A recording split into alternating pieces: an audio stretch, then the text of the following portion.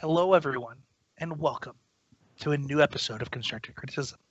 I am your host, returned back from the dead, Spencer Howland, and I am joined by a former co-host, a man who crawls faster than any other individual on the planet, Quentin Pierce. It's actually true. Hello, everyone. It's factual. I only speak the truth, Quentin. Yeah, I mean, I'm with you there. That's just the truth. Yeah. Fun fact about this truth. I didn't believe it when I heard it. So we're driving home from a SEG in Vegas, and Quentin's like, yeah, I crawl really fast. And we were like, what do you mean, like, really fast? He's like, no, like, really fast. And so our friend Gage is like, yeah, like, how fast? He's like, probably faster than you could run. And he's just like, no way. So we get off of the next stop on our way home from Vegas.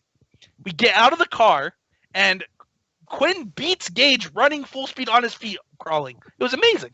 It's the craziest thing I've ever seen. Yeah, there's actually a YouTube video of it. So if you type in "kid crawls fast" on YouTube, you'll see me crawling, and it's quite fast. Well, welcome back, Quentin. How you doing, man?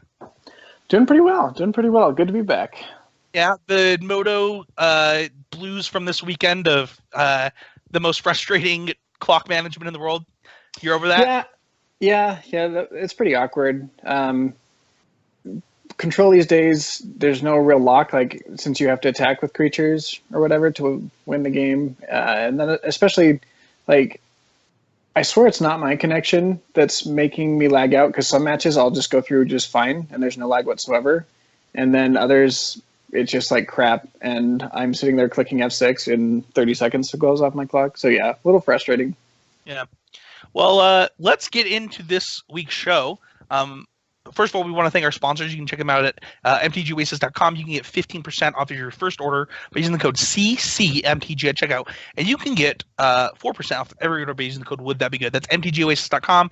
You can support this podcast by letting them know that we sent you. We had a ton of people over the last month. I've been gone other than 2 weeks ago.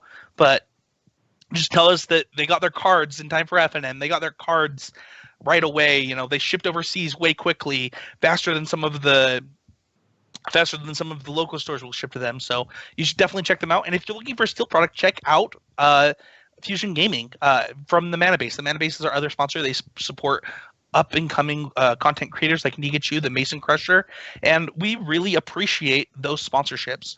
So thank you so much to both of them, and don't forget to check them out. You can support the podcast directly by going to patreon.com/ccmtg. We're still just barely off of hitting Bringing Back Card of the Week. We technically have hit it in the background, so we brought that back. We missed a week, though, so I'm doing a special for Card of the Week. I'm actually going to do combine the 2 months and send all of the cards to one person. So if you want to be entered into that, $3 or more per month, we're gonna double up almost, because we missed a week, but you'll get 7 Card of the Week. So check it out, patreon.com/ccmtg. Become a patron, $3 more for that.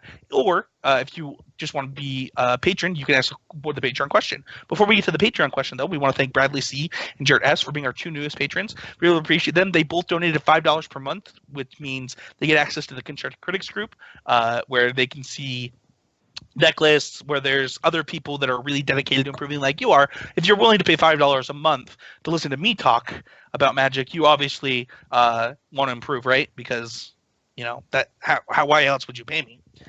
No, we really appreciate them, and we have a question from one of our patrons this week that says, how do you know when a deck has bad mana? For example, the Grixis deck in Standard, I have seen it be really efficient and very clunky, and then miss a lot of land drops despite drawing extra cards. So how can I tell if the mana is truly bad, or if I'm just been stricken by the variance bug? We actually had a comment on this question that said a similar thing. They've heard people talk about the Mardu deck, the Mardu Vehicles deck in Standard, and how that mana is bad. How do you know when your mana is bad? So I'd like to start with the questions that they're asking, Quentin. And the first thing that I want to talk about is the Mardu deck, because they brought up our show and I was talking about it. And also, they also talked about Sultai Energy and Rug Energy and how that mana was good. So I'm just going to give kind of an overview of these decks. Is that okay, Quentin? Of course. So I'm actually going to start with Sultai Energy and Rug Energy, because people often said Sultai's mana was better because both of its fast lands cast a Tomb with Ether. In testing, that actually didn't come that way. So Sultan's mana was actually worse than regular Energies mana because it had to play an island. It had to get an island if it had Blooming Marsh on turn 1, which is really crazy because Blooming Marsh was the land you actually wanted, right? Because it can cast your snakes, but the island couldn't cast your snakes. So if you were short blue mana, right, if you didn't have a second fast land, it actually turned out to be bad mana. So that next mana was good, but it wasn't great, right? Whereas with Temur Energy, well, not all of your lands cast a Tomb with Ether. In fact, they were all blue mana. What it did do is it split your plays a little bit, right? So you're playing, things like your early drops, right, are green, red, and blue, right? It kind of mixed it, right? Well, actually, I don't know that it had any early blue drops, but between Harness Lightning, Magma Spray, Abrade, and a Tomb with Ether, you kind of did split how you wanted to play your early turns, and you could sculpt your early turns around your mana really easily in that deck, especially if you had a Tomb with Ether and a green land, right? So that deck had good mana. Then we get to decks like Mardu. Now, the problem with Mardu's mana, in my opinion, has always been that you're a very aggressive deck that has to play tap lands. And the thing is that before that wasn't a problem because you played 5 drops. You actually didn't care if you went to the long game. Between Gideon and some of the 5 drops that you played, it just didn't matter. And at Pro Tour Kaladesh, to compensate for its bad mana, they were like, well, let's just play all fast lands and go to 4 colors. And then they played things like Cultivator's Caravan. Right now, you don't really have any of that, right? Chandra is not Gideon, right, Quentinn? Like, as far as getting, like, being okay with playing tap lands to get the long game. Yeah, certainly not. Neither is Hazoret. No, I mean, Hazoret definitely is Gideon in wanting to go the long game. And the thing is because you're playing things like Hazoret, having those lands come to play tapped and stranding other cards in your hand just takes you longer and longer to execute your game plan of getting that Hazoret out and attacking with it. Yeah. I think the mana is much worse now just because, like you're saying, the texture of the deck has just changed. You're trying to end the game on turn 4, 5, 6, around there, where, like you're saying, the Mardu deck before could go to the long game no problem. You've got defensive creatures like Thraben Inspector, draw you extra cards, but now you're really trying to just curve out and kill people. And your 1-drops are different colors, your removal spells, 2 different colors. It's just kind of a nightmare, especially considering with how bad the mana is in Standard currently. Yeah, and like for how important License Disintegration is in the deck, I mean, your 1-drop, your best 1-drop is white. And so it just makes it a little bit awkward. Now, as far as the question overall as to how do you know when your mana is bad, I think what Quinn just said is exactly right. It's the texture of what your deck is trying to do, right? Let's talk about blue-black control and Grixis control for a second. So Grixis control had a top 8 recently in the SEG, and so did blue-black. But people said, I'd rather play blue-black because Grixis mana is bad. And one of the thing is like, now, is Grixis' mana bad or is Grixis mana slow? And I think that people often get those two things confused. I don't think Grixis has bad mana. Grixis can easily cast all of its spells. The problem is that because of the texture of what the other decks are doing, because Grixis is this control deck in Standard, its mana doesn't work to sequence the way it needs to against the other decks, right? And this might be the same thing that this person's running into with Grixis Energy as well, right? Yeah, I'd say so. And it also depends on what you're talking about when you're comparing Grixis control and blue-black control to Grixis Energy. I think that Grixis Energy's mana is much worse because your energy is trying to do so many different things. Yeah. When you're trying to use a couple of energy for your siphoners or your... Oh, I'm forgetting the 3-drop that makes Thopters. Whirler for your Whirlers. Yeah, it just makes your Aether Hub so much worse, and that's a really huge deal.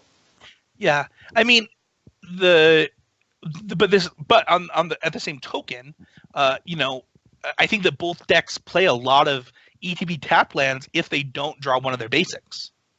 This is very true. I've actually killed a lot of people online with mono red for that exact reason. So how do you, when you're looking at your mana bases that you build, how do you make sure that you can cast your spells on time? Well, you have to be realistic. I was playing an Esper approach deck before the new set came out with 3 Vraska's Contempt, 4 Dissolve, or Disallow, excuse me, and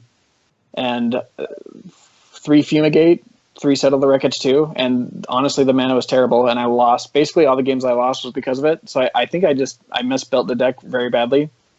When you're playing double color spells that are that expensive, you're just not going to get there sometimes, and in this standard, if you don't cast those spells on time, you're just going to die. Yeah. So I think... Sorry, go ahead. Oh, no, I was just going to agree with you. Keep going. I was just going to say, I think there's really no reason to go the Grixis route when you have blue-black. I think you're much better off just playing the 2 colors, which, honestly, blue-black's mana isn't great. It's kind of serviceable.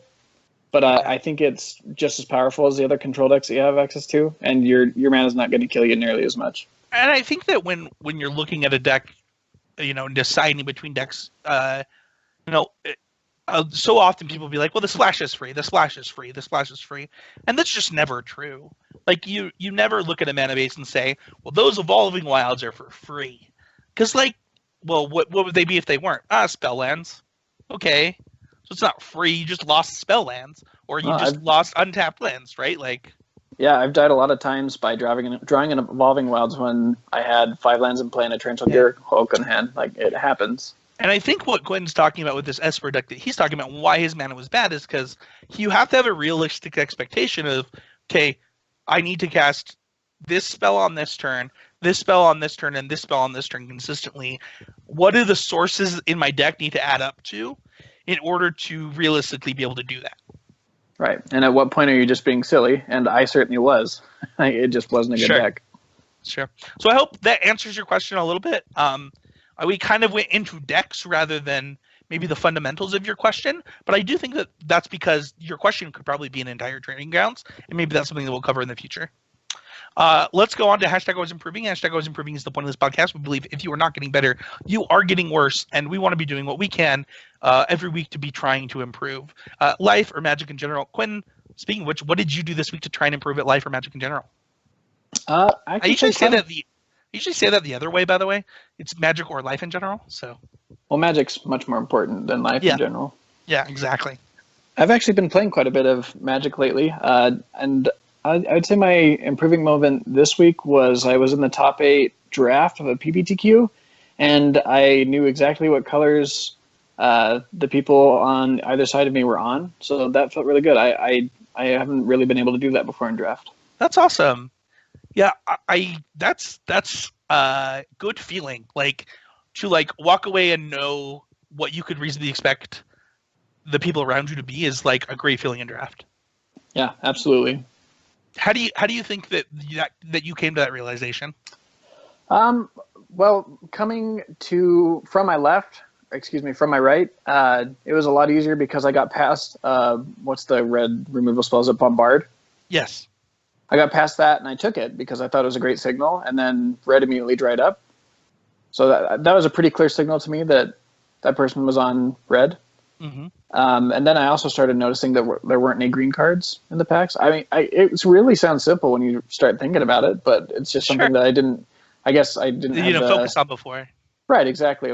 I was so overwhelmed by everything else in the draft that I couldn't really notice those things before, I guess. Do you think that there are times when, and maybe even constructed Magic, where things that when we learn something or we notice that we've improved at something, we think, oh, that was so easy, but maybe in truth, you were focused on so many other things that you didn't have time to focus on that thing? That's exactly what I'm saying. Yes, I think that happens a lot. Yeah, I do too. I think that, as you improve, you think, oh, that was so simple. I don't know how I didn't understand that. But the truth is, you didn't have a chance to understand it because you were trying to improve at these other things that you didn't quite grasp yet. Yeah, and Magic, that can be hundreds of things, really. So many things. Yeah, I completely agree. For me this week, I was sick, so I played a ton of Magic. So I played Legacy, I played Standard, I played Modern, I played Sealed, I played Draft. So for me, I did a ton of testing for the PTQ this weekend on Magic Online, locked into a deck, and I did a bad thing. In fact, I did probably the worst thing that I think I could have done in the situation that I was in. Started testing some decks, and I was pretty set between Blue-Black Control and Sultai Snake by the end of it. And one of the things that I had been testing in Sultai Snake that I was really liking was actually Champion of Wits. And my teammates, some people on my testing team from Canada, Chantel, host of Proven Combatants, and JL, they were saying how much they also have been enjoying that card. I was like, yeah, it's been really good. We did some testing with Mason and my other teammate Chris, and Mason punted my matches away while I was gone. But Mason can hear me, by the way, guys. So I'm just trying to throw him under the bus while he's here. And one of the things that I did is I posted this list. I was like, "Oh man, I'm loving this. Is this too spicy?" I just listened and I cut the Champion of Wits for Jade Light Rangers, and I have no idea why I did that. I already had tested Jade Light Ranger. Like I knew I didn't like Jade Light Ranger in that slot, but like I listened to people that were saying this. And I lost 2 games where I cast Jade Light Ranger, where if it had just been the Champion of Wits, I would have probably won. And it kind of goes to show that like you need to trust yourself and like the people that you trust that you put around yourself. Because why else did you put those people around you, right? Like I trust JL and Chantel, and I trust Mason was liking Champion of Wits. Chris was liking like we all were liking it. I don't know why I did what I did. But the other thing is I didn't let that get to me. I immediately jumped into PPTQ, Magic Online for Sealed, and stomped it, and now I got this token sitting here that I'm going to have to use. So I think that, recognizing my mistake and just internalizing it and then going and playing more Magic and winning some matches was kind of the best thing for me at that time. Yeah, and certainly people are, when they see something different, especially when they're so used to a list, it's going to freak them out, or a different sideboard strategy. But if it's working for you, man, just stick with it. Yeah. And then also Mason ended up playing something pretty close to my blue blacklist at a PPDQ, even though he fake news said that it was completely different and it was 1 card different in the main. He went on to top 4 with it, and he said he really liked the list. So I'm going to be trying that on Moto probably here in the coming week. Also, I'm sorry about this bus that I keep throwing Mason under. I'm having so much fun with it. Feel like I've been gone for like a year, and I have so much Mason daggers to throw and not enough time to do it. But so congrats to Mason on that top 4. And I'm going to be working with him. He's on this blue blacklist because I think we're both really into it. So I think I'll run that list on Wednesday. I'll let you guys know how I like it. Yeah, I think I like Mason's sideboard changes, so you might want to. I can send you that, but yeah. I saw the picture of it today. Oh, awesome! Cool, perfect. Well, let's. So we don't have a deck doctor this week, because I'm stupid and I posted the Patreon question thread and not a deck doctor thread. So I'll post a deck doctor thread as soon as this podcast is over. We'll get that. If you want to submit it for a deck doctor, $5 or more per month on Patreon. We talk about what we would love, what we would change, and where we think the deck stands today. But we do have a card of the week, and that is Bedlam Reveler. Oh my gosh, Quentin. It's a sweet card. Dude, this card was... Do you know how many times I saw this card get freaking Meddling Maged? Really? Yeah, I think it happened like 4 times on coverage. I was like, really? Jeez. So Bedlam Reveler, for those who don't know, is an 8-mana 3/4, and according to some people on Twitter, that's all it is, if you follow Jerry Thompson.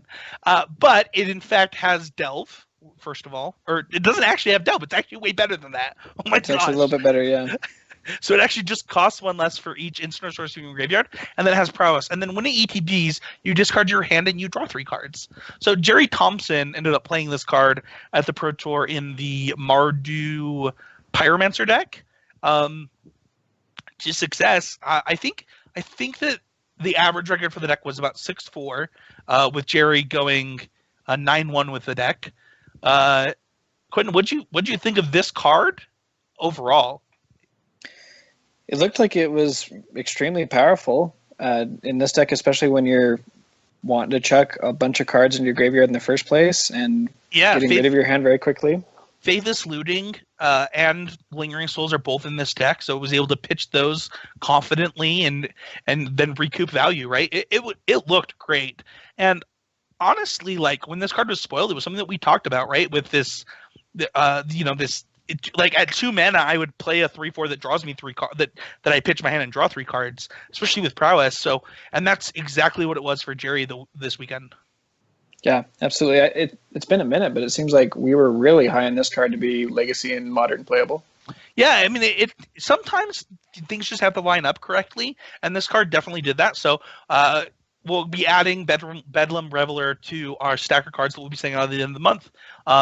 Let's talk really quick. Where do we think this deck fits into the format, Quentin? I know that you and I play it maybe a little bit less modern. Like we usually play it during the PPTQ season. I think we have had a deck online for like. By the way, Quentin and I share a Magic Online account for those who don't Magic Online collection for those who don't know. So I think Quentin, we've had a modern deck for less than 3 months. Like we just don't play the format a lot. Yeah, and it's unfortunate too because I think it's great. I wish there were more chances for me to play it, but yeah, it seems like it's powerful enough to be a contender to me. It's kind of like every other modern deck in that you've got some really good matchups and some really crappy ones, which we kind of saw the crappy one, unfortunately, for Jerry in the finals. Yeah, the clean sweep. But it was interesting for me to see just how far Jerry was able to go with this deck. If I was to play a very heavy mid-range deck, even if it was going to be aggressive, I would expect myself to be playing things like Grim Flare and Thoughtseize in my deck in combination. Yeah, I know you. Like over Pyromancer.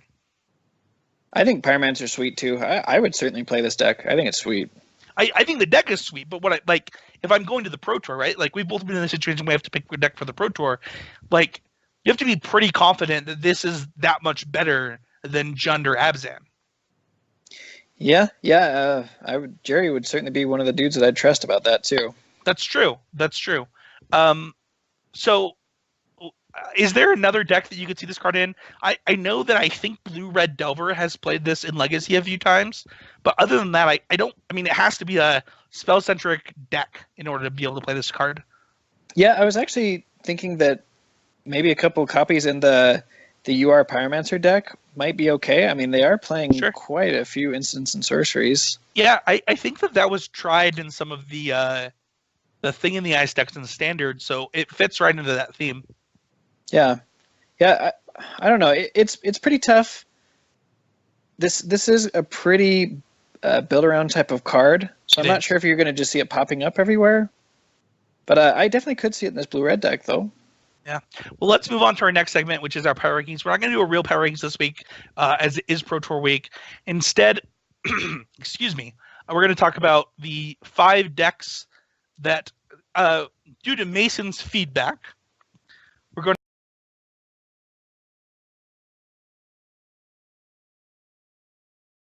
best decks on MTGO right now. Can you hear me now? Sorry, everybody. Apparently you can hear me. I'm like losing my voice again, guys. Oh.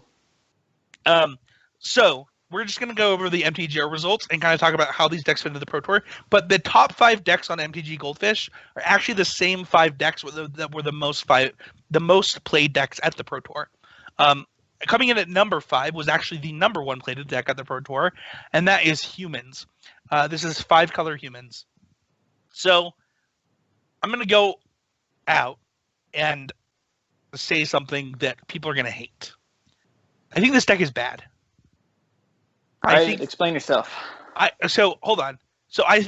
Bad is the wrong word. I think this deck is easily beatable, and I was surprised to see so many people bring it, because if you know that you can beat this deck, but you also know the deck is like very playable and one of the better aggressive strategies, I'm just surprised that so many people brought it. The deck folds pretty hard to removal spells, like cheap interactions. I don't know. I understand that like the power of Thalia and the power of some of the interactive creatures that it can play, right? Between Meddling Mage, between Thalia, between oh my god, thank you, Kai Self Releader. Thanks to our producer Mason for that. Like the deck can interact with you.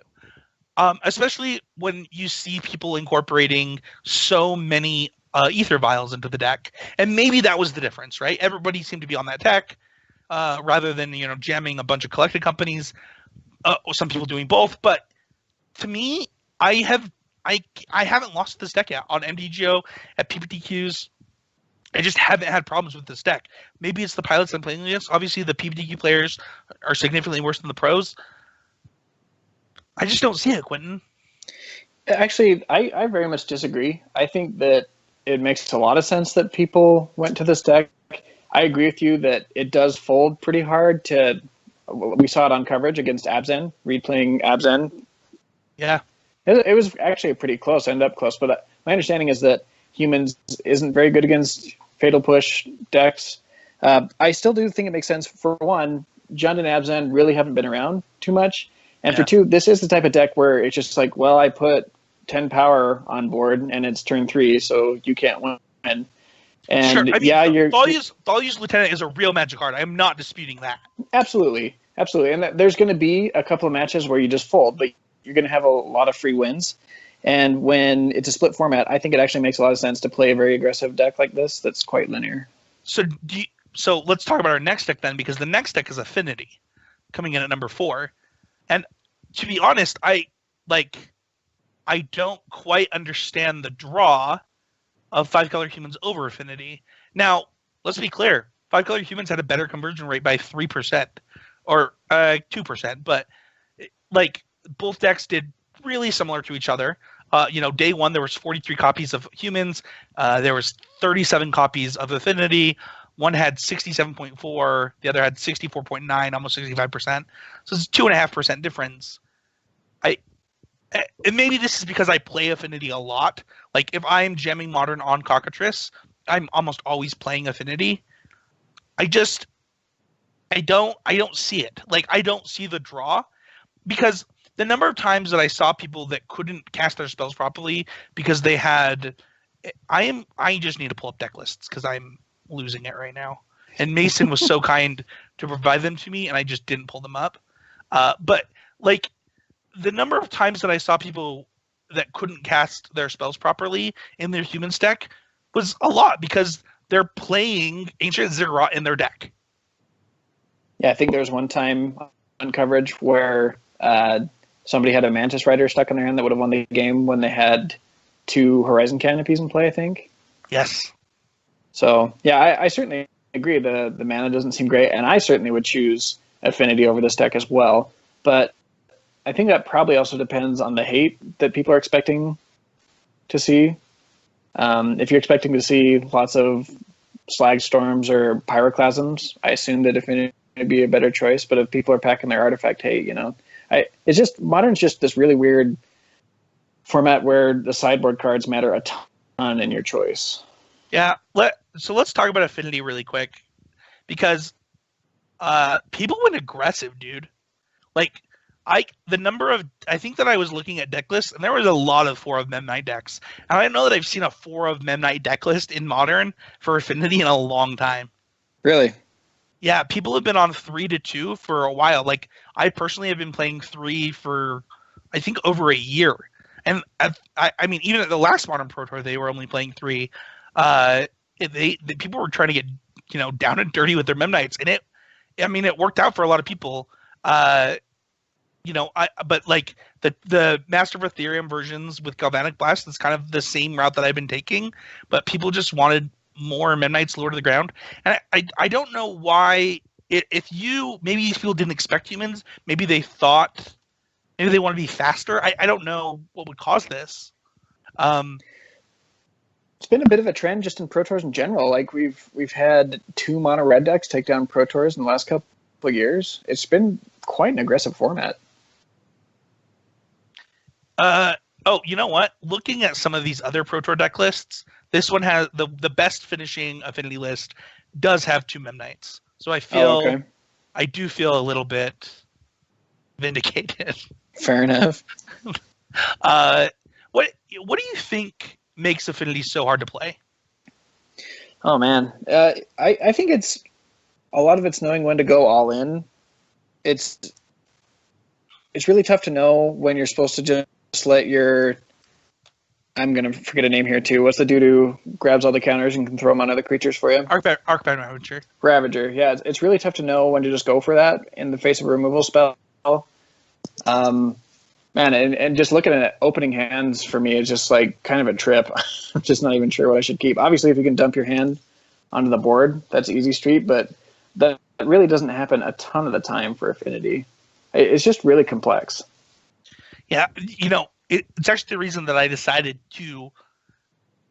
So I think for the first 6 months that I worked at my new job, during the last hour of my day, is wellness hour, right? So I was either trying to work out when I could, or playing cockatrice with somebody, or and there was a day that I had specifically dedicated to Modern, and I just jammed Affinity for a few months because there was a point where I said to myself, there's no reason that I shouldn't know how to play this deck. This deck has been good for its entire existence. The fact that I don't know how to play it is a weakness in my game, because there are going to be weeks where it is going to be the correct deck, and I should know how to play it. And, I think that people get rewarded for that. Yeah. I mean, how many times does it just come out of the blue and just spike a tournament? Too many to count. Yeah.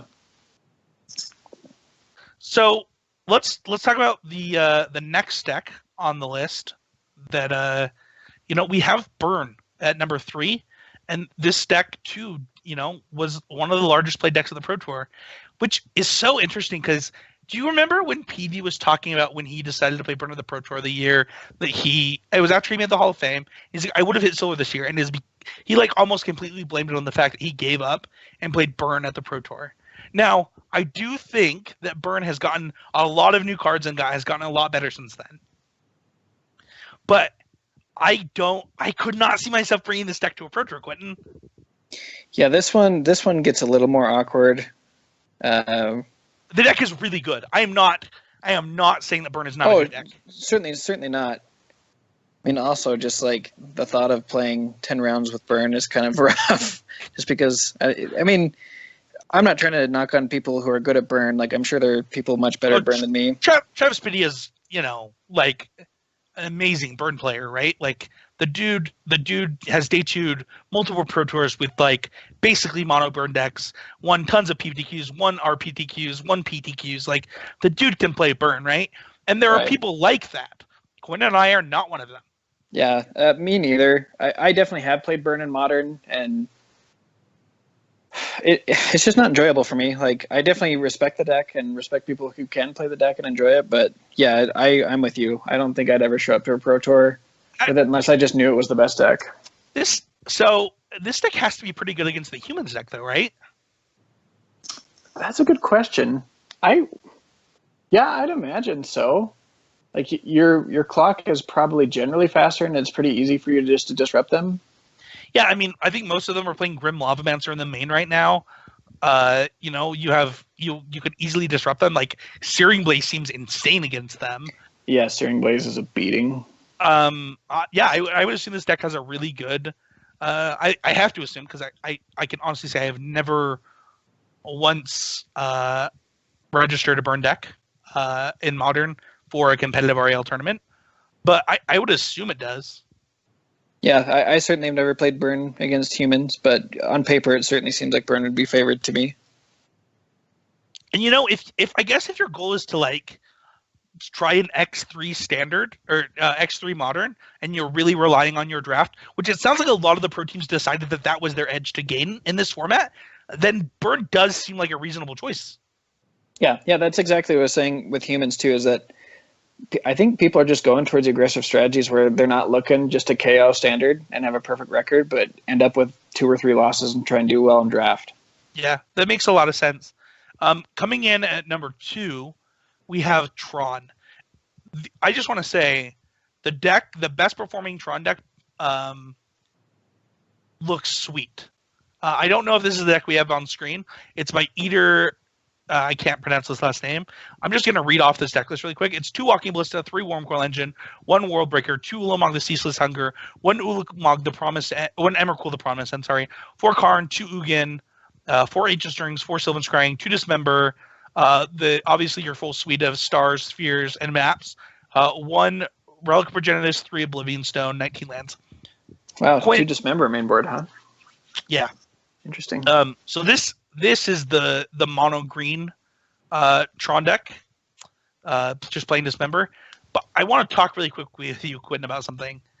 If I had told you that a year from like a year after Ulamog and Emrakul were printed, that they would replace Ulamog and Emrakul in Tron, the old ones, what would you say?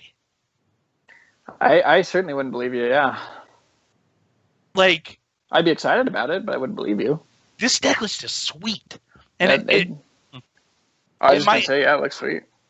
It might have something to do with the fact that that I like the mono green versions or the Eldrazi versions a little bit better, but this deck list looks very good. And honestly, I think that, you know, the reason that we've seen Tron continue to do well is because it has just those Karn draws. Like it's so easy to just, it's so hard to kill somebody that fast unless that's your entire strategy, and then the game can just be warped around your strategy for Tron pretty easily in the other games.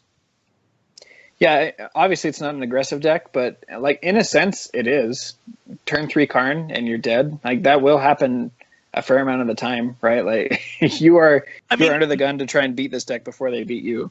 The thing is it is the whole thing, right? Like one of the reasons that aggro decks are so good is because like if you stumble, they will beat you, and Tron is no different. If you stumble, they will beat you. Like, yeah. Like you stumble and they jam an Ugin, you're probably gonna lose. Yeah, it seemed pretty likely. And the number 1 deck on MTGO, and one that had 0 in the top 8 of the Pro Tour, despite the fact that people said that this deck was going to get banned before the Pro Tour because of the Pro Tour, we have Grixis Death Shadow. I really don't understand why people want a banning on this deck. I really don't get it. People want a banning on every deck. It's modern. But I mean, sure. I just want to quickly, we had mentioned the presence of humans, right? And I kind of want to just throw out that it looks like teams are ready. Ben Friedman, he went X2 with this deck. He had 1 Lightning Bolt, 2 Dismember, and 4 Fatal Push in his main. So playing a lot of 1-mana removal compared to other times this deck has been played. You know, playing that extra bolt in the main, and then even, you know, more stuff out of the sideboard.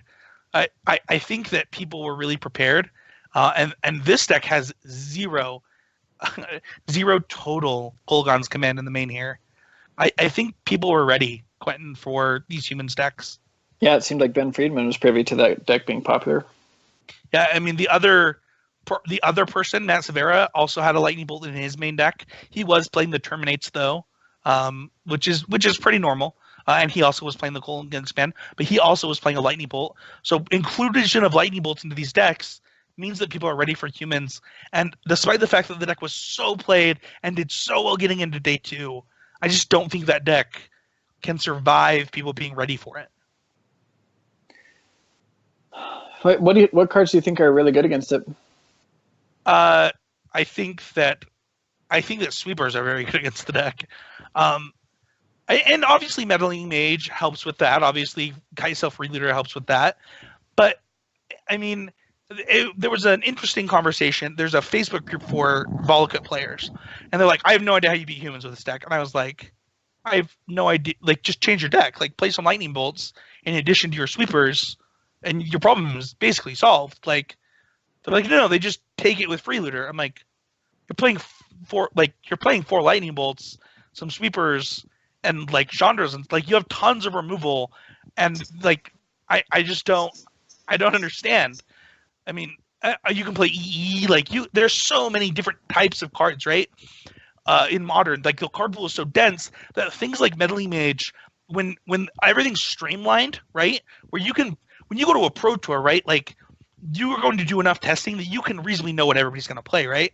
But when you go to a Grand Prix after a Pro Tour, Like people are going to be attacking you, right? Like you're like, all right, like you play your meddling mage and you like name Anger of the Gods, and they're like, sweet, I will play engineer explosives for 3 go, or for 2 go, and they're like, oh shoot, I have like 3 2-drops in play.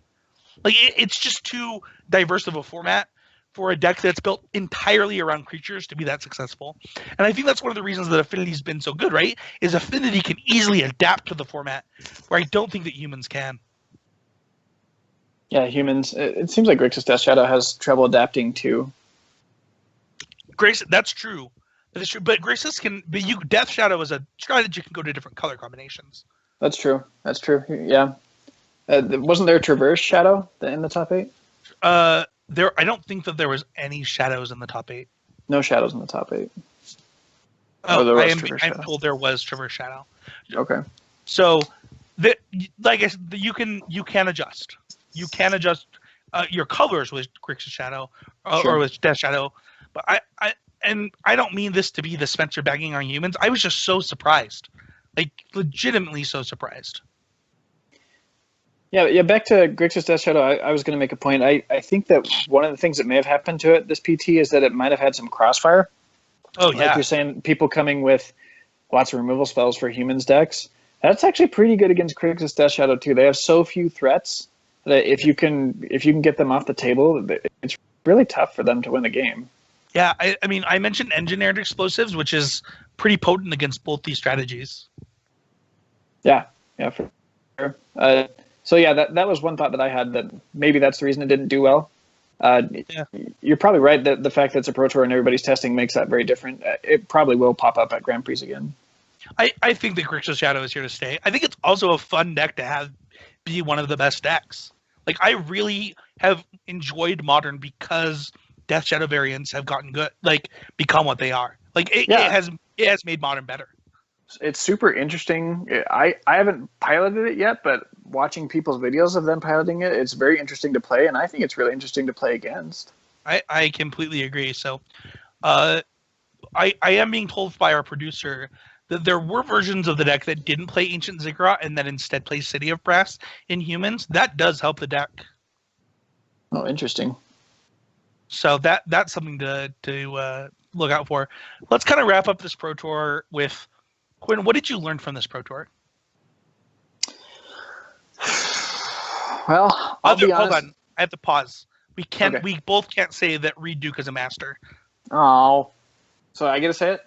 Sure. All right. I learned that Reed Duke is a master. Watching his match against the humans player was insane. His other match, both of them were like... Oh I actually haven't seen his other one. Are you talking about his top 8 match? No, I'm talking about he had a win-in and then one before his win-in. Anyway, but yeah, the humans match is just good enough. Like, it's insane. Yeah, just absolutely have aspired to be as good as Reed Duke for a long time, and that certainly increased just from watching him.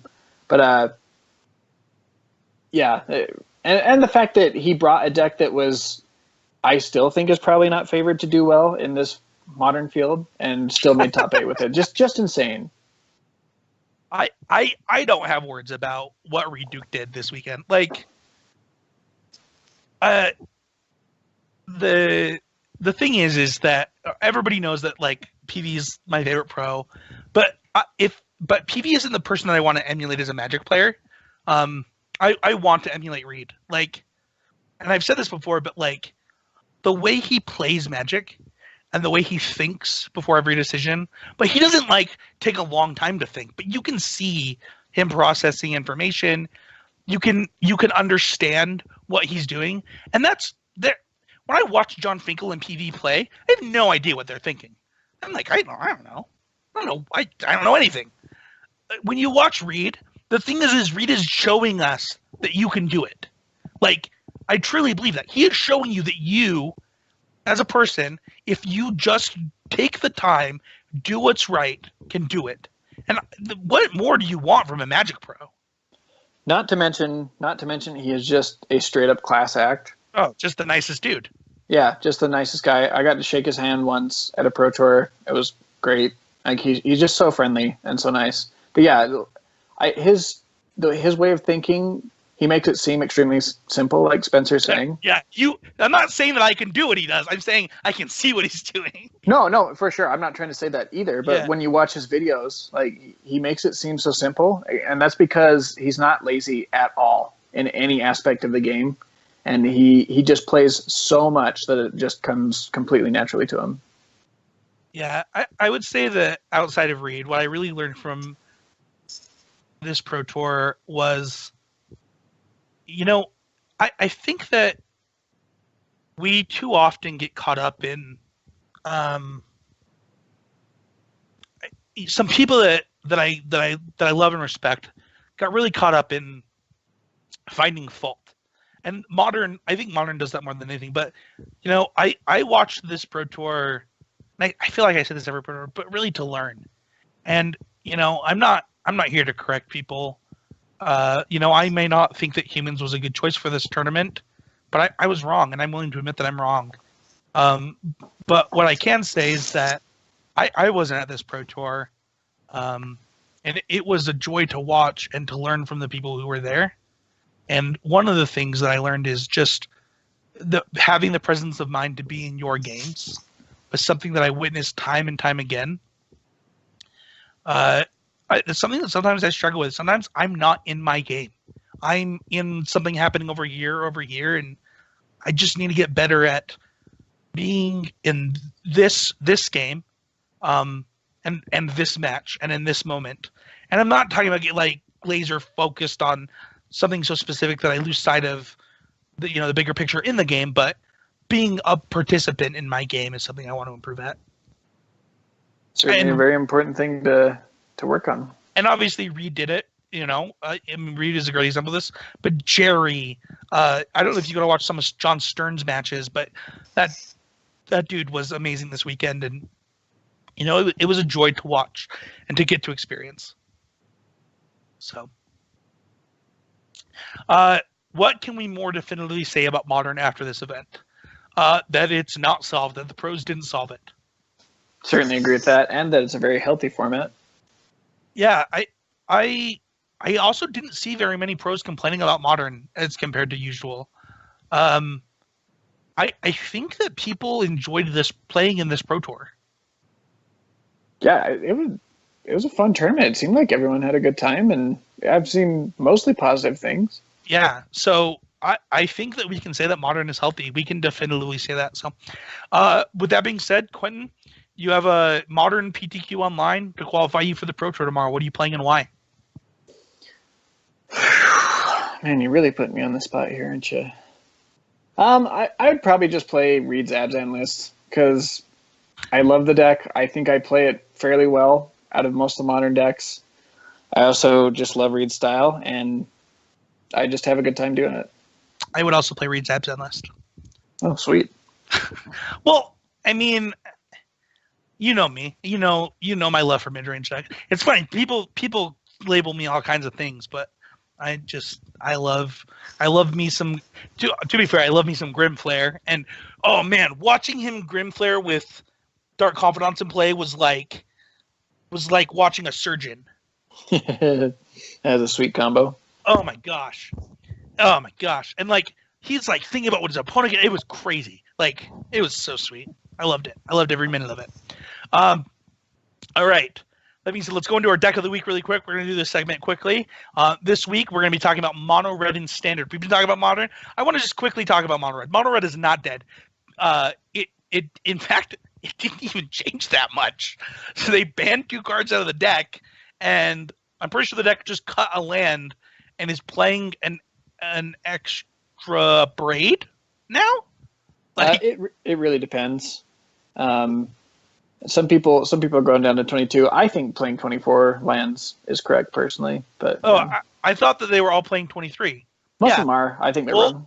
Both 8-0 lists from the PTQ as well as the last 5-0 lists are all on 23 lands. Yeah, I mean, I certainly could be wrong. Certainly, a lot of people disagree with me, but I thought you thought I was saying that they were playing 23. No. You're absolutely right that most of them, especially this last week, were playing 23. So. This is a deck that I think you have this on your side of the MTGO collection still, right? Yes, I've been playing it quite a bit lately. So Quentin, just tell us about this deck really quick. So the deck, let me just read the deck list we have on screen really quick. I believe it's 4 Bormat Courier, 4 Soulscar Mage, 4 Earthshaker Kenra, 3 Kari Zev, 4 On-Ground Crasher, 4 Hazaret, 2 Chandra, 4 Shock, 4 Braid, 4 Lightning Strike, 18 Mountain, 1 Scavenging Grounds, 4 Sunscourged Desert. And let's just kind of talk about the main deck for this one. What are the key cards? Well, first, give us a simple summary of what this deck is doing right now. The simple summary of what this deck is doing is you're playing Hazaret as fast as you can. That's really the most important part of the deck. I was trying builds where I was playing a few more Pianolars and stuff like that, and found out it was just strictly worse than playing more 1-drops because you don't get to cast your Hazaret on turn 4 or 5 as often. So you are you playing like the Haste Goblin that deals 1? Are you playing Rig Runners? Like, are you playing extra 1-drops? Yes, I was playing Rigging Runners before, and that's when I was doing quite well, and I changed it. And I mean, obviously, it's not just that that made me start doing poorly, but yeah, I definitely like the deck that's much lower to the ground because it makes Hazaret so much better. Hazaret's just the best card in the deck, far and away. It's also the best card in Standard. I agree with this. I've tested a few different versions of this deck. One of our teammates, I don't know if I'm allowed to say he's our teammate anymore. I mean, he is our teammate, but I don't know if I'm allowed to say it. Anyway, one of our teammates is really big on this deck, or has been in the past.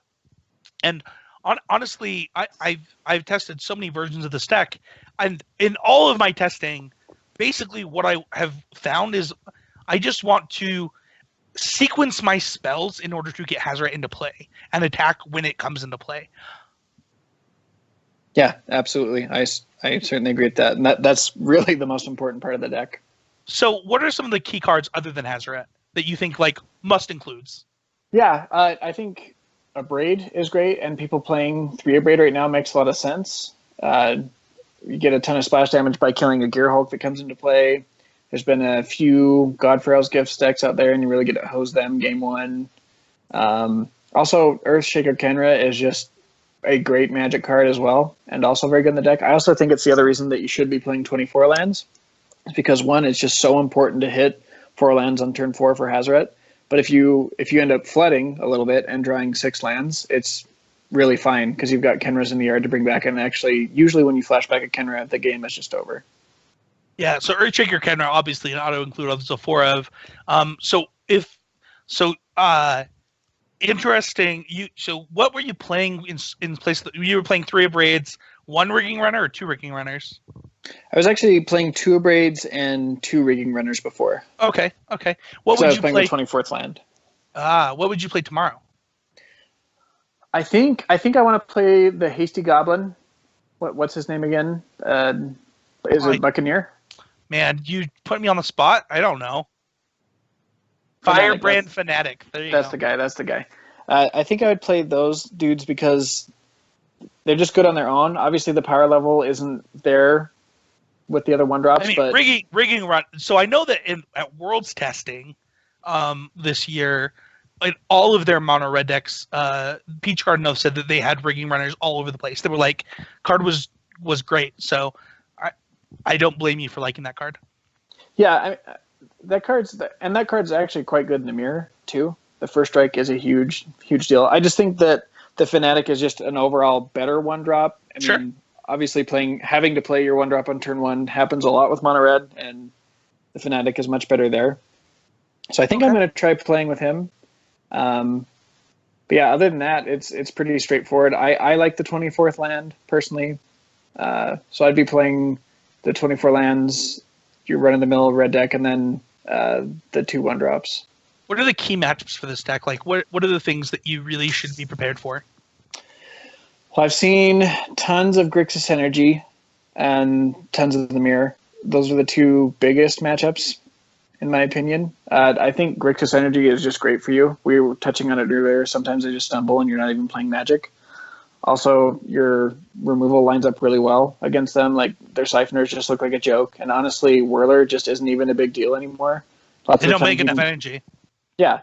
Lots of the time you kill it before they can even make a Thopter. And if they do, like, they make 1 Thopter 2 max. Yeah. So I think you're very favored against them.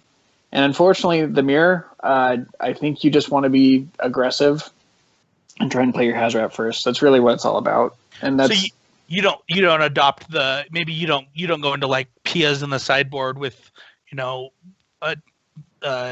what's the vehicle? Aether Harvester and like Sand Strangler. That's not your plan. well, I certainly like Pia's and the Harvesters mainly because I think that your Crashers aren't very good in the mirror because you're Okay. playing 3 mana for something that just dies to their shock. And they're probably not blocking anyway. So Right, exactly. So I still like those because they really help you race a lot better. sure. But before what I was doing, I was sighting in extremely heavy in the mirror. I think I was bringing in 13 cards. I had dual shots, magma sprays. I was bringing in the braids too, and it's just not good. Like all those removal spells end up clustered in your hand. And you can't cast your Hazards before they do, and none of those removal spells answer Hazard, so you're just dead. They don't matter, right? Because they don't kill Ezra. They don't do anything there. Exactly. I think you're better off trying to make your cards a little more potent in the mirror, but staying aggressive. Okay. Any tips and tricks that you have for people that might want to pick up this deck?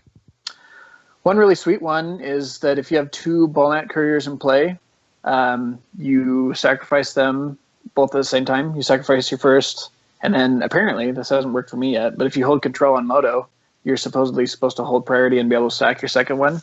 I kind of looked like a fool when I did it on Moto, but yeah, there's a trick on how not to do it, apparently. Is it controlled? Does anyone know how to do that? You need to set your key. But is that what it was? that does work if you press the right key, and if you maintain priority in real life, you can also do that. Obviously, it's a little bit easier in real life. I would like to maintain priority. Yeah, you definitely want to do that when you do that trick. We had there was an IRL not maintaining priority that Matt Kling had with an Elspeth once. I don't remember the specifics, but he like walks over to me after match and was like, "What's wrong?" He's like, "I didn't maintain priority and I lost my Elspeth." And I was like, "Oh, so you like played an Elspeth and then cast another spell?" And no, it was like during. I don't remember the specific. It was not that. It was like he lost his Elspeth when he would have ultimated it. Anyway, that's a trip. Anyway, let's go on to our training grounds. So thank you so much, Quentinn, our resident current mono red expert. Let's go on to your training grounds. And Quentinn and I, we're not silver pros here. Michael Hinderocker was going to be on this week, but he is gone. But I do have 2-time Pro Tour competitor Quentin Pierce, and I'm lowly 1-time Pro Tour competitor Spencer Howland. But I do have 2 state championships, which doesn't apply in this training grounds. I have none. Well, the joke I was gonna make a joke about it because Michael has 1. So I was gonna say Quentinn has twice as many Pro Tours as me, but I have 2 times as many state championships as him, as Michael. But Michael has more Pro Tours, but by a significant margin than Quentinn and I combined. But obviously he's not here, so that joke's less funny. Dope. But I just want to talk really quick about lessons that we learned on our way to and at and testing for the Pro Tour. Because people ask us about, I don't know about you, Quentinn, because I don't know, I mean, you don't social media very much, but people ask me about this all the time. So let's start with getting to the PT. Quentinn, what is one of your biggest lessons you learned while qualifying for your first and second Pro Tour? Yeah, I noticed that I started getting a lot better and winning more tournaments when I just forced myself to play competitive a lot more. I'm not trying to say that testing with your teammates is bad. Like it's certainly great and you're going to learn a lot. But honestly, for me, what was getting to me a lot in PTQs and stuff like that was the pressure. And so when I actually forced myself to, be playing for money on the line more, the pressure didn't get to me as much. So that was a huge step for me when I learned to be a little more comfortable. And honestly, man, when I was playing for a flight to Brussels, I was a bit of a nervous wreck. And certainly a few years before when I was in that tournament, I would have punted my life away because I was so nervous. But I felt nervous, but I was actually able to handle it because I'd put myself there. Okay. I actually have a kind of a similar first kind of thing. So, for me, I remember my PTQ top 8 so much. I remember being up a game in the finals of a PTQ Unlimited against Daniel Gardner, and him top decking me out of the game, and then me getting to 5 and having no shot. And it was just this crushing feeling, right? And my next PTQ top 8, I was in Wyoming. It was a small tournament. I was playing Death Shadow Jund with Bloodbraid Elves and Lotus Cobras and Dark Confidants. And Quinn, are you dying? Oh, is my mic super loud? Yeah, but you're good. Sorry. And I remember just tilting off during this top 8 match.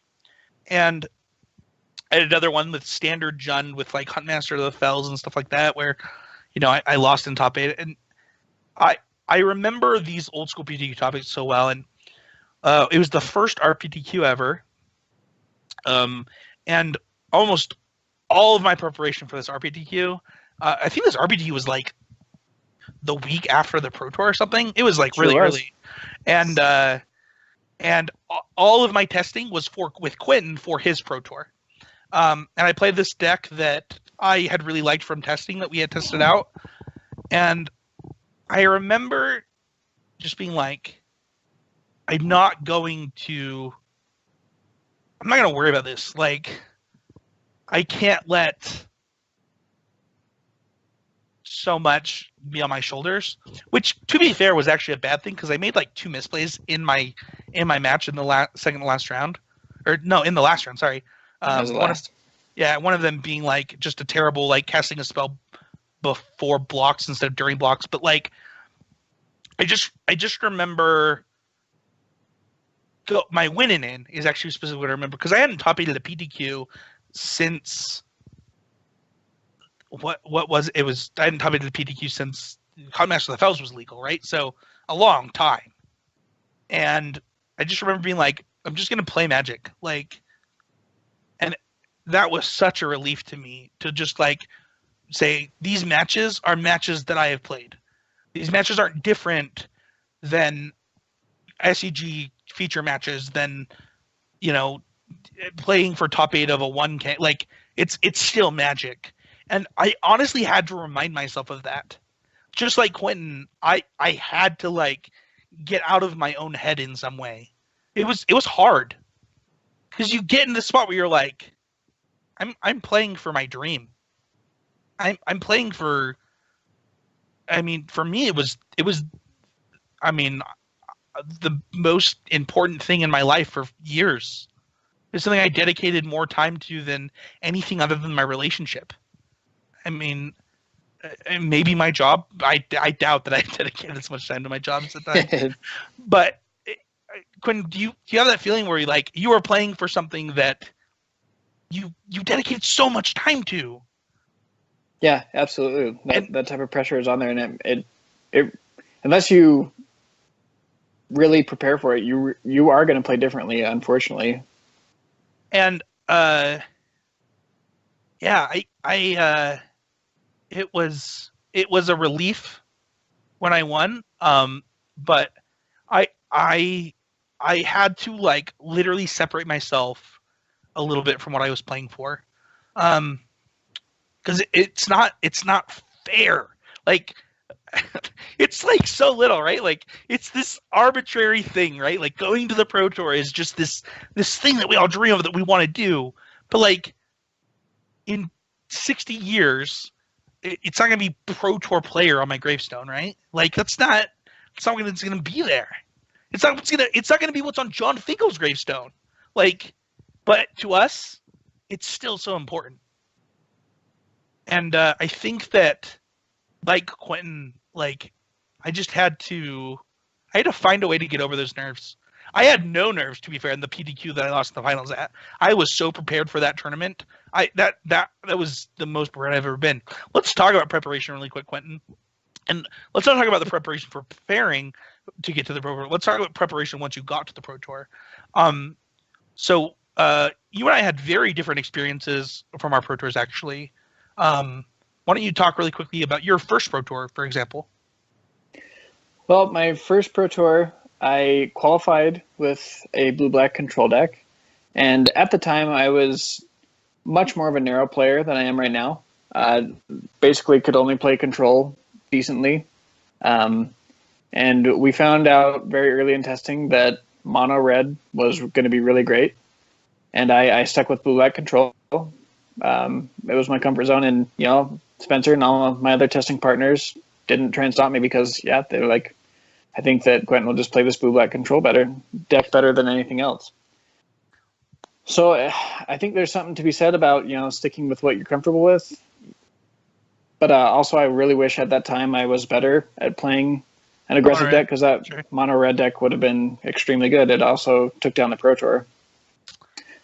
Yeah, specifically, just I play tested every chance I got. Every day when I got home from work, I saw if any of my playtesting partners were available. And then when they weren't, I would just jam online.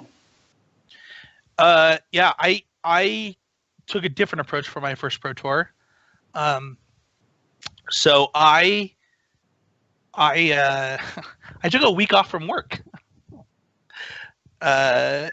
for my first Pro Tour, and I had some friends fly over to Salt Lake. I got a team of about 6 people that were qualified for the Pro Tour. Travis Padilla, who I qualified with, he came over almost every day. We had a 2 draft camp weekends, and but I made the opposite mistake as Quentinn. I played a deck that I knew was worse than the deck that I wanted to play, similar to the thing that I just said that I did during our Always Improving segment. So I played Green Red Devotion at the Pro Tour, which is a deck that I love, that it was very good. It top 8 of the Pro Tour. It did well at the Pro Tour. But I 1000% wish that I would have played Teamer. I think that that deck was better in every way. For me, maybe not for, like, I just it's the deck that I literally Savage Knuckle Blade, Rattleclaw Mystic, Sarkin Unbroken is literally my actual favorite deck of all time, and it had the second best win percentage in our playtesting, behind Green Red Devotion. But I feel like the Green Red Devotion results were really slanted. And I said that during our team meetings, I was saying this. I was like, so Travis Padilla and myself and this other person, we all qualified with Green. We all won PPTQs or qualified with Green Red Devotion. Like these results are slanted. Like, we clearly all know how to play this deck really well. And so the other 2 best decks were Teamer, my Teamer list, and actually another mistake I made. The third best deck was actually Mage Ring Network Blue Black Control, an invention of mine that actually ended up doing really well at the next Pro Tour. Fun fact. And I was dumb, dude. Like, I just let Matt Kling told me my deck was terrible and that I should not play it at the Pro Tour, and so I didn't do it. And I did to the Pro Tour. I had fun, but I definitely also wish that I had done something different, Quentinn. But I do think that my preparation was really good for this Pro Tour. I was really prepared for draft. I started 4-1 at that Pro Tour, and I knew that draft format inside and out. And I think that I was very lucky to be in the position where I could take a week off from work, paid leave too. Like, I was extremely lucky. That is sweet. And not everybody's going to be there, but I think that what Quentinn said is absolutely correct. Like, just jamming. And I think that now with, like, the way that Magic Online is set up with leagues, both draft and standard, like, get a group together, a Facebook group together, and on our testing team, we very rarely test against each other anymore. Like, we are just jumping in leagues together and talking about plays. Like, it's just so much more efficient for your time. And you get to see how other people react and things like that. You don't get inbred, things like it solves so many of the problems. And I think that from the times that Quentinn and I have qualified for, I don't even think that draft leagues were up during your second Pro Tour, Quentinn. No, they were not. Yeah, and I think that, the way that things have changed, like, now, let's be clear, that is not the way that we did things for Michael and Danny's first couple of Pro Tours. We were actually in my house for an entire week with 10 people jamming games, putting results on a whiteboard. I mean, we solved the format for 3 Pro Tours in a row. We ended up on the same deck as Channel Fireball twice. So we've done that thing, but it's just not feasible. And I think that if you could take a lesson from preparation, it could be either you have 2 options. I honestly believe this. You have get in a house, take a week off from work, and make that your life, or you have Magic Online, working with other people with Magic Online. You can still work with other people, but it's just more efficient. Quentin, any thoughts on that? Yeah, I certainly agree with you. I think that Magic Online is a great tool, and it's certainly the go-to for most people. And it really does help bridge the gap if you don't have a super team with you. And obviously, I think that having a super team is better, but we can't have that. So yeah. Well, let's talk really quickly about picking a deck. And obviously, we both have said we've made mistakes. Gwen, why don't you talk about picking a deck for both your Pro Tours and how you would pick a deck today? Well, first Pro Tour picking the deck was extremely narrow, like I mentioned. So that's something that I tried to root out as a player. I took myself to try and be a little more well-versed with different types of decks and stuff like that. So second Pro Tour I ended up playing Jeskai Black, which, it does seem kind of like a control deck, but I think it is a little bit outside of my comfort zone. There is quite a lot of combat math and stuff like that involved. Anyway, I picked the deck because I thought it was very good, and I thought it was pretty well positioned, except for against green-white tokens at the time. And unfortunately, I just hit lots of green-white tokens and got smashed. Mm-hmm. That's how it goes. I also 0-3'd my draft, which is also unfortunate because I thought I was well prepared. Anyway, these days for picking a deck, I would definitely be a lot more well-versed on the meta. Like, for example, right now, I would certainly just play the best deck, and that's mono red. And I think that's a huge thing for people to be okay with, is just playing the best deck. I think it's super important for a Pro Tour. I do too. The thing is that if you only get so many shots at your dream, right? And I think that you need to just accept that if you want to achieve bigger and better things, you have to just be okay with saying, first of all, ignoring the noise. I think that so often there's going to be so many voices in your ear, whether it's your best friends or whether it's people that you don't even know. When people find out you're qualified for a Pro Tour, they just want to give you information, and you have to trust your results. You have to trust the people that you trust, and you have to be honest. And picking a deck can, even for people at PPTQs, I feel like this can feel like this insane decision that it's so stressful at a GP or at a RPTQ. It's a hard thing that you have to do. And if there's anything that I learned from picking my deck for the Pro Tour, is that I should have played blue, black, or Teamer, and the reason that I didn't was because of noise. And I like Quentin, feel like I've done a good job of running my game. I just mentioned how I spent hours and hours playing Affinity just so that I knew how to play Affinity. And I want to try different types of things. Quinn and I are going to gravitate towards the decks that we like, right? Quinn and I are both going to gravitate towards mid-range decks. Quinn's going to gravitate towards control decks. I'm going to gravitate towards ramp decks. Quinn will gravitate toward ramp. Actually, Quinn, I think we like the same style of decks now that I'm saying this out loud. Yeah, we have very similar style. We both like control, mid-range, and ramp, and we'll play aggro if we think it's really good. So maybe we both should learn how to play combo, because it doesn't. That is definitely the weakest part of my game. Not close. But I think in picking a deck, a good example of this, for months on the podcast, Casey and I would talk about how Jeskai Tokens, the Jeskai Ascendancy Tokens deck, was the best deck in Standard by a significant margin. I was like, well, I would watch people play that deck. I'm like, I don't know how to play this deck. I could never win a tournament with this deck, so I just never played it. I was like, I'm not playing that. I'd lose so many matches. But it's well, duh. Obviously, you're going to lose a bunch of energy. You don't know how to play the deck yet. So go buy the deck on Magic Online or go jam it with your friends 1,000 times and then don't have that excuse anymore. And too often when picking a deck, I find that we make excuses for why we're not playing something. And I think that's just wrong. Yeah, it's really not like this scary, arduous journey. Like, I was the same way, and I saw Rally of the Ancestors doing really well, and basically nothing else is doing well. I was like, why am I just not playing this deck?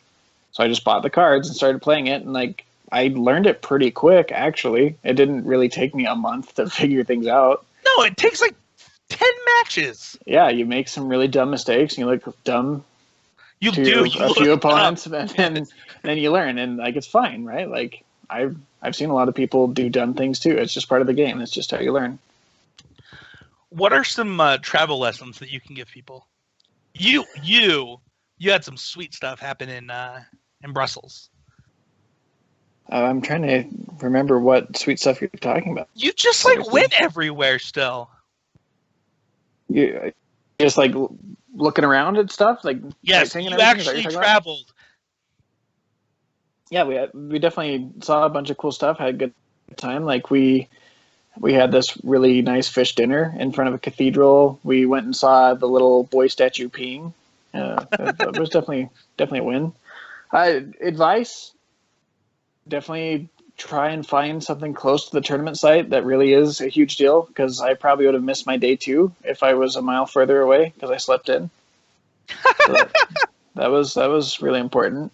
Dude, I had to walk. I had to walk to the tournament site one day. So cabs are super expensive in Vancouver. Oh, really? I think I went to Vancouver. I'm pretty sure. What's on the West Coast? Yeah, you went to Vancouver. Okay. Yeah, that was awkward. Yeah, cabs are super. Did you take cabs in Brussels? No. See, that's what was super awkward, is because the language barrier was just so strong that I didn't even really know how. Not to mention that my phone just wasn't working outside of Wi-Fi. Oh, wow. So I do have a travel tip with this, because I didn't know this until the week before I was leaving, that you have to, when you're going internationally, you have to call your carrier and activate your phone for international use. Like you can't, it just doesn't work. Yep. And they need like 3 days to do it or something. Yeah, stuff I did not even think about. Like, just had no idea. I didn't know either. So like if you're going internationally, like you got to think about that kind of stuff. You can also buy a phone when you get there though for like super cheap. Oh, cool. So which I didn't even think of, but yeah, you can get there and like go buy like a phone from Walmart for like $40 and just use it for the week. That's sweet. I didn't know that. Yeah. So that's another option. The other thing that I would say is like Yelp is your best friend. Like, do not get food poisoning while you're on any kind of magic trip. And yeah, Yelp is your friend. Trust it. People like to be rude to restaurants. So like if they have good reviews, it's likely a good restaurant. And also like they're very honest about the price point. You can look at the menu. So like definitely use Yelp is another tip that I would have. And then something that PV has talked about that I know, I feel like all my friends do this, is enjoy your trip. Like, yep. Like just enjoy it. You know, one of the things I didn't do is I didn't check to see if the place I was, first of all, I didn't know that I would have to do this, but I didn't check to see if the place I was staying had AC, and it was the hottest summer in the history of Vancouver when I was there. Oh dear.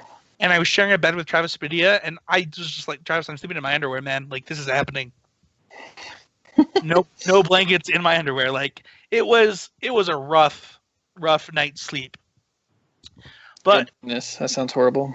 But I would say like get with other people qualified for get with other people. Find an Airbnb if that works for you. Sometimes you can find like great deals, and like being prepared for those things. We actually did an entire podcast on stress-free travel, so I recommend listening to that. But if you're going to a pro tour, enjoy where you're going. You know, like I know that there was a Taylor Swift concert in Vancouver the weekend we were there. I totally should have gone.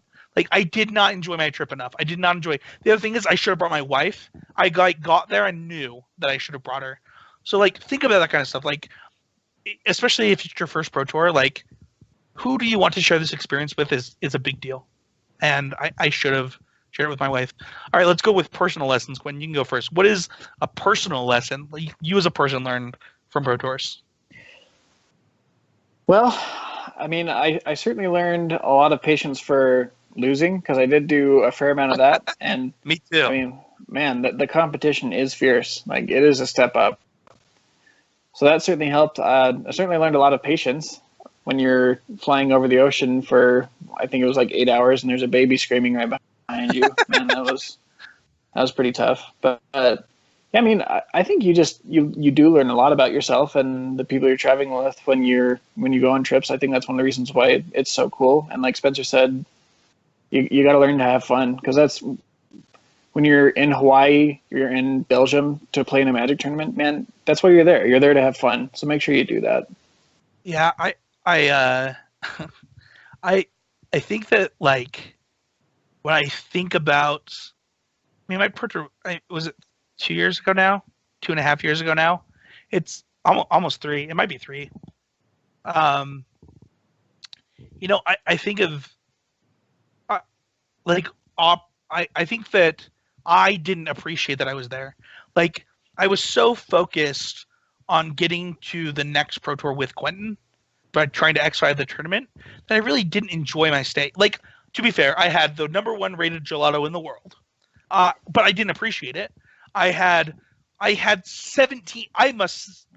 This wasn't true of me now. It is true of me. It wasn't true of me then. It is true of me now. I'm like a cider connoisseur. Like, I will, if there's a cider on tap somewhere, I will drink it. I will rate it, and I love it. And I was in Canada. Like, they have ciders everywhere. I wasted that one, and I just wish that I would have done more to enjoy the experience. And I think that I have this problem where I get too narrow-minded, or not narrow-minded. That's focused. I don't know, but I have this problem, and I think that understanding, you know, that these kind of these are opportunities to grow as a person as well as a Magic player is something that I personally learned from it. So, I definitely had Belgian beer. Dude, that chocolate was really good that you brought back. Oh man, that was good. That chocolate was really good. To wrap up, I just want to say, it is so cool to sit down for your first Pro Tour.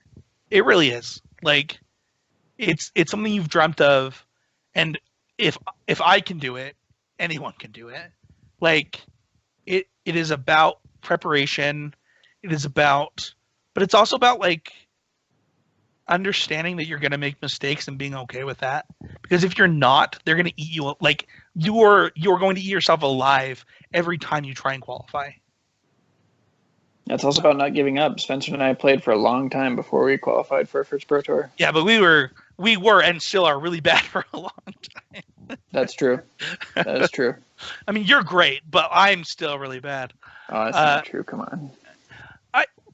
I don't know, dude. Watching retweet this weekend, I feel that'll make anybody feel bad. But I think that a lot of times people tell me that, like, the humility that Michael and I show on this show is fake. It's absolutely not fake. Like, I was playing a match against Sean McLaren at the Pro Tour, and I played turn 2 Voyaging Satyr on the play, and he goes, "I'm so sorry." I was like, What? And he was playing Rally Ancestors with Mogus of Marauder. So this is like the early Rally Ancestors deck. And it was an unwinnable matchup for Green of Devotion. He didn't really say that, did he? He really did. That's awesome. He 100% looked at his hand and apologized to me. So we talked about the matchup afterwards, and I was like, yeah, I didn't expect people to play this deck because it only beats my deck. He goes, yeah, I expected a lot of people to play your deck. Sean McLaren was the only person that day 2'd the Pro Tour with that deck. That's awesome. Oh man, do you have any? Do you want to tell the Ben Rubin story really quick? Oh yeah, sure. So I sit down, and I think it was for round 6 of day 1, and I play against this guy, and like he looks really familiar. Like he's just a little strange and quiet, and like we say hi. And he's like, "So, is this your first pro tour?" I was like, "Yeah, man, it is." Like, "Yeah, how many have you been to?" He's like, "Oh, a few." Okay. His name's Ben. It wasn't Ben Rubin. It was Ben. What's his name? Is it not Ben? I don't know. Wait? Is that his name? No. It's not No. Ben Stark. Spencer's right. It was Ben. It was Rubin. Ben Rubin. Yeah. It was Ben Rubin. So anyway, yeah, I was like, man, this guy just seems so familiar. And so Reed Duke sits down next to us, and he's just like, "Hey, Ben." I was like, "Okay." So like he's clearly like on familiar terms with Reed Duke. So I imagine he's been to a few more pro tours than a few. So anyway, like we play our match, and it's pretty tough because I'm playing blue black and playing mono red. That's a tough matchup. I end up taking it. And so after I was like, "So how did you qualify for this pro tour then?" And he's like, "Oh, the Hall of Fame." I was like, "Oh, okay. Well, cool, man. It was nice to meet you." Like he was a super nice guy. Oh, he was just dude, just being all funny. He had to have told that story. Like my favorite thing about these kind of stories is like you reverse it, right? Where it's like, dude, like he sits down against you. He's like, "Oh, is this your first pro tour?" Yeah. And then he's like, then you say to this dude that's in the Hall of Fame, like, how many pro tour? Like, is this your first pro tour? No, I've been to a few. You then beat him. You then say, "So how did you qualify?" And he's like, "The Hall of Fame," and walks away, and immediately goes and tells Tom Martell about this. Like dude, I just lost to this dude at his first pro tour. Didn't even know who I was. Like, oh well, he's man. super old school, right? Like he Yes. hadn't been around for a long time. I think that was actually his like debut back. Yeah. It's like the Thoughtseize Owen with no cards in hand story. It's just like it's funny from Michael Jenkins's point of view, but it's way funnier when you like think about it from Owen's point of view. Like he's losing, and he already knows he's lost, and his opponent's just like, "Well, Thoughtseize you," and he's like throws up his hands. He's like, "Okay, I have no cards in hand. Take 2." Resolves, and he's like, "Okay, we'll kill you," and then Owen just has to walk away knowing this just happened. It's just so funny. So, all right. Well, don't forget to support this podcast directly by going to patreon.com/ccmg, becoming a patron of the show. Anything starting at $1 a month, anything is appreciated. If everybody listening donated just $1 per month, Michael and I could quit our jobs, do this full time. Michael could probably quit his job anyway, but I could quit my job. Where can people find you, Quentin? You can find me on Twitter, just at Quentin Pierce, just like it's spelled. Find me on Facebook, and you can find me on Magic Online. My username is Earthstripe. That's URTHSTRYPE. We still give you a username for people that want to join the clan, but I don't mess it up anymore, so it's not as funny. You can join the conversation by joining our Facebook group. That's the Constructive Criticism family. If you're a patron of $5 or more per month, you can join the Constructive Critics group. You can also join our Discord, which I've been so happy. It got so active. I didn't ask me anything, and it has been active every day since then. So if you're looking for the link to the Discord, just go to the bios page at constructivecriticism.com. It is right there. Join the conversation there. If you don't want to be in Discord, just want to chat up people on Facebook, join the Facebook group. You can join the clan by messaging myself at Spencer13Dev or Quentin at Earthstripe. There's nothing really to do in the clan. Magic Online has basically zero clan support, but if you want to be in it, we can say yeah. You can tweet at us with hashtag with it be good. If you tweet it, Mason Clark will read it. Mason, why don't you go ahead and read our first one? Yeah, all of them, obviously. All right. Well, now I'm on. Now I got to scroll in here, and I got to sit up in my chair. We have to go back 2 weeks. I'll read the first one. I didn't know we were doing this. Where are we starting? I don't know what's 2 weeks ago. I don't even know what today is. Today is the 5th of February. So if you minus the 2 weeks. All right. Well, actually, it's just 1 week, right? Because we just missed last week. So the 29th. I think it's the Also, 23rd. what's up, people? All right. No, the 29th is last Monday. I'm going to start then. Well, it would be further back than that, too, I guess. Yeah, the 22nd was when I podcasted last. So, so Lonnie says, ended up 4-1. Jim Davis says, you are ours deck. Deck is sweet. Hashtag going to be good. I almost lost to this deck on MTGO the other day, Quentin. Really? Yeah, the deck is fast. I love Quentin's really. Actually, I would never lose to that deck, but no, it's more because I just don't see it. Like, I actually have not played against it once. Yeah, I didn't know what was happening to me. I was like, and then like I thought about it for a second. I was like, oh, I know what this deck is. And then I looked at his deck list for sideboarding and then beat him. Nice, Jeez. nice. Deck's pretty sweet. Yeah. Yep. What's up next, Mason? We have Andrew Elliott tweeting 99% sure that Michael or Spencer passed gas on the last episode of CCMTG and it got recorded into the cast. Lol. Hashtag would that be good? Guarantee that's true. And it was also Spencer. You couldn't hear it with my mic, so it wasn't me. Yeah. That's my what you mic thought. My mic is one direction. It's a $300 one directional mic. You wouldn't hear it. See, told you. Told you he thinks he's fighting in silence, and he's really not. Yeah, so we didn't have the heart to tell him, Quentin. I'm glad you came on. Sean tweeted, at CCMTG, turn 5 Regisaur into turn 6 Etali, a Fumigate later with Glorybringer in play, cast Register, and Galta on the same turn. Hashtag would that be good?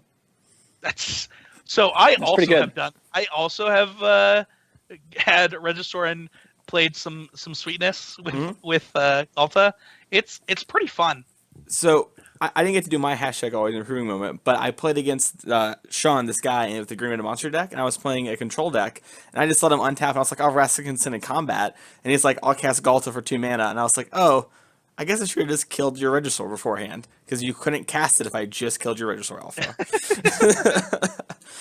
All right. Spencer, you want to take your own one? No, Mason, why don't you take this? I don't know if you've seen this. This is not fake news. This is my new drink shaker. Hashtag would that be good? And then there's an Instagram link to a drink shaker. What is the drink shaker, Mason? I'm going to click on it. And have you seen this? I think I saw it on Instagram. So it looks like a bottle. I don't drink alcohol, so I don't know what this is. Mason, that's a pineapple. Is that really a pineapple? This looks like a gold thing.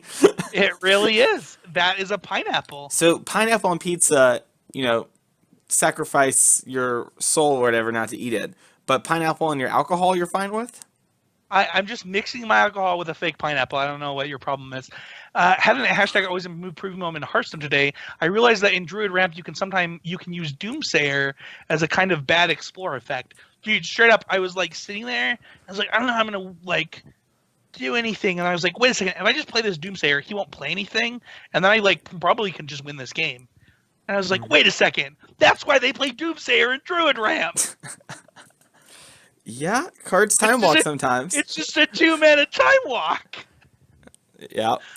It's a 2-mana, you mean it's just time walk? Shut up. Oh. Shut up.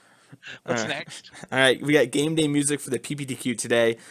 Starting here shortly, here's our winning PPTQ. Hashtag would that be good? And it's Lana Del Rey, Off to the Races. I don't know if I know this song. I thought she only did that Summertime Sadness song, so good to know she has other ones. Quentin, do you like Lana Del Rey? I don't know who that is. Quentin, do you like Kesha? I don't know her We stuff. seem to have lost Quentin. Oh, hold on. You don't know Kesha? I mean, I know who she is, but I don't know her stuff. I've been to PTQs with you. I'm sure we've listened to Kesha together. Usually when we go to PTQs together, I have control of the radio, so that doesn't happen for me.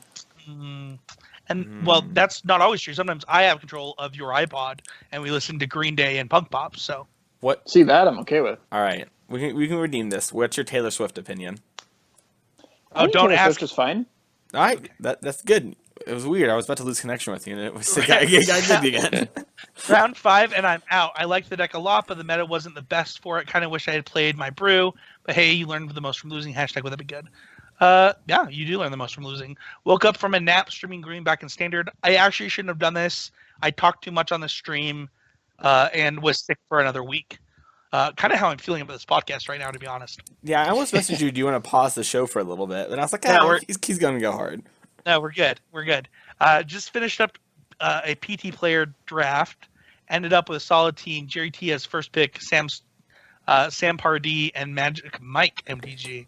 Well, 2 of those players day 2'd, and one of them was not Sam Stoddard. He did his worst performance ever, he said. Yep. Yep. You can play Words with Friends in group chats on Facebook. Boom, hashtag with them good. No. Wait. No, it was not. I think you skipped some. Did you? Maybe my thing is messed up. Yeah. All right, you know what? So first off, I'm sorry I didn't think about the notification setting one at the time of night. But Words with Friends is awesome. Don't be dissing. I'm not saying that Words with Friend isn't awesome. I'm saying that me getting notifications every time you play a 2-letter word is annoying at 11 p.m. Well, maybe you should just mute the chat. I do it every night now. I just have the chat always on mute, and I just need to check it. That way it doesn't go off or anything. I tweet, look at what I got in the mail just in time for the GOAT Magic Mike to win the PT. And so I got my CC MTG tokens. If you make an order from Oasis Games, they will put them as the top loader and send it out to you. And you can get Michael as a GOAT and Spencer as a shiny Charizard. Do they do that with every order? I'm not sure. You tweeted that, so I said it.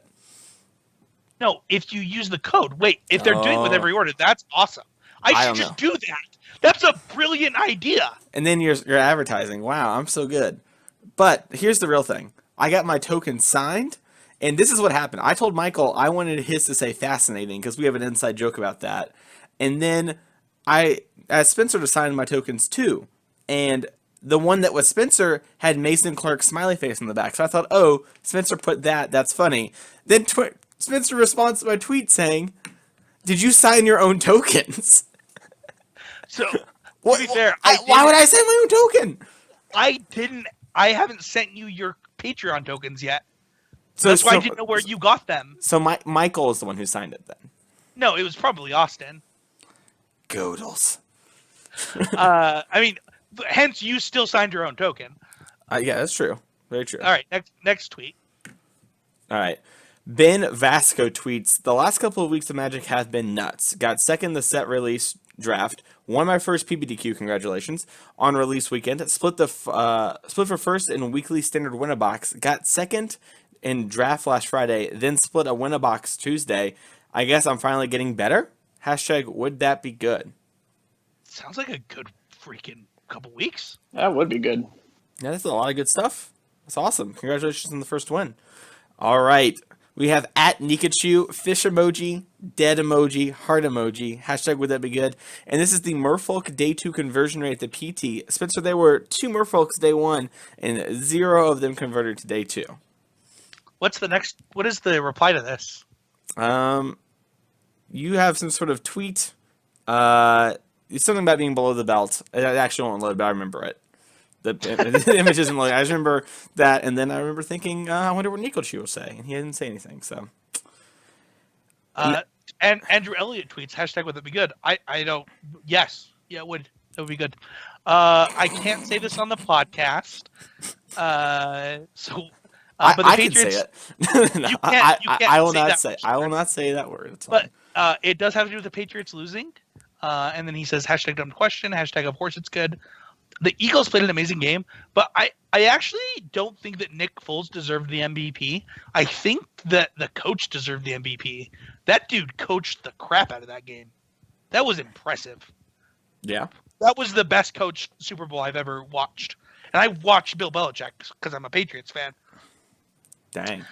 Also, my vote for the Super Bowl MVP are the Tide commercials. All right. Can I go off? Alexis was the best. Let's just end it now. Can I? Do you guys know what happened to me during the Super Bowl? Nope. Something bad. About Tide? I know what happened. Oh, you know what? Jeez. No? What happened? Okay, so I, for 2 months, have not been able to at people on Twitter without memorizing their Twitter handle. Oh, okay. Okay. Okay? I've emailed them. I've messaged their help. I've called their corporate office. They will not fix it. All of my other Twitter accounts, both of my podcasts, my Easy Game Media account, my sports account, they can all do it. It's just this one. I've checked my settings 7 times. They won't fix it. I replied to a tweet about Tide Pod with a picture of Michael Jackson, the popcorn picture, but instead of the popcorn, he's eating Tide Pods. That's why you got blocked banned. my Twitter account for 12 hours. That's awesome. Screw you, Twitter. Screw you.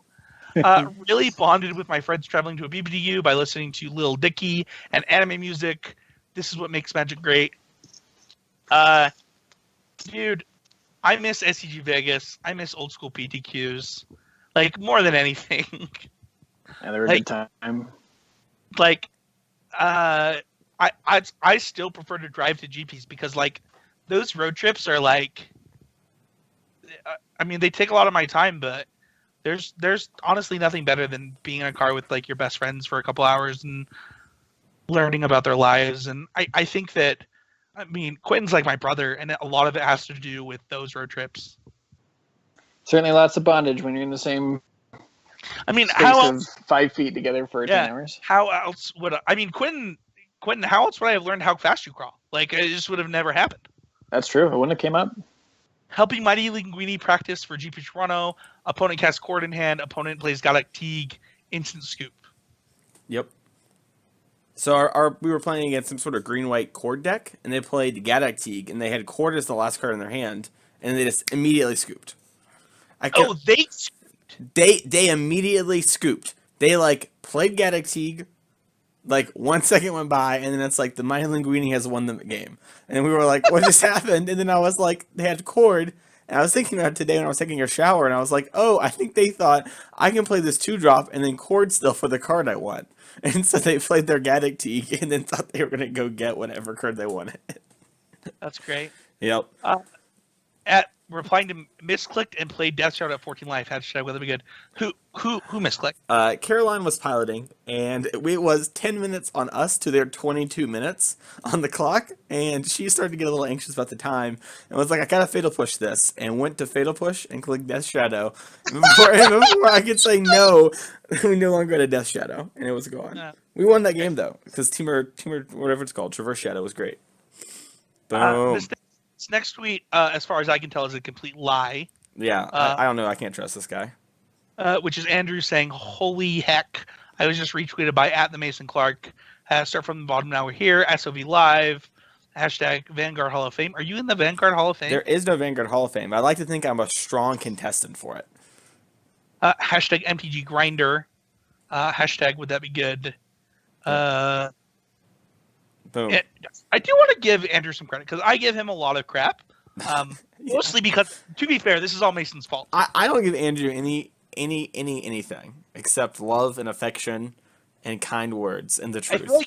I feel like Andrew is your Austin Geltz, and and the thing is that I want to give Andrew credit for something. He has one of the strongest GIF games I've ever seen. The dude can GIF.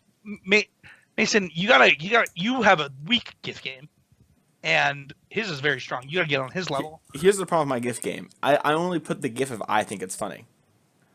So even if it doesn't relate and it's just like Taylor Swift doing something dumb, if I think it's funny, I put it on there.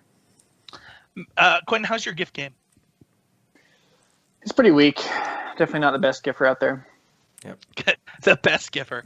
Well, you can become a better giffer by joining our Facebook group. You can support us on Patreon. Don't forget to check out our sponsors at mtgoasis.com and the Mana Base. Thank you so much for listening. Quinn, thank you so much for joining. I had a lot of fun this week. I hope you did too. Yeah, of course. It was a blast as always. And I want to give a special shout out to Mason for filling in for me on both my podcasts so much while I was sick.